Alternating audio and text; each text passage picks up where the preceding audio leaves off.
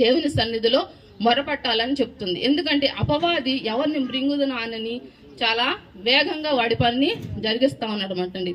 ఈ దినాల్లో చూస్తే కనుక మరి దేవుని యొక్క ప్రజలు చేసేటువంటి పని కంటే అపవాది చాలా త్వరితగతిన వాడి యొక్క కార్యాలు మొదలు పెడుతున్నాడండి. ఎలాగంటే ఇంతవరకు ఏ టీవీనో ఏ రాత్రి కూడా ఏ 9ంటికి 10ంటికి చూసి మాకుండా పడుకునేవాళ్ళు. అలా కాకుండా ఇప్పుడు ఏమవుతుంది, చక్కగా అరచేతుల్లోనే ఉంటుంది అంతా, సెల్ ఫోన్ అనమాట అండి.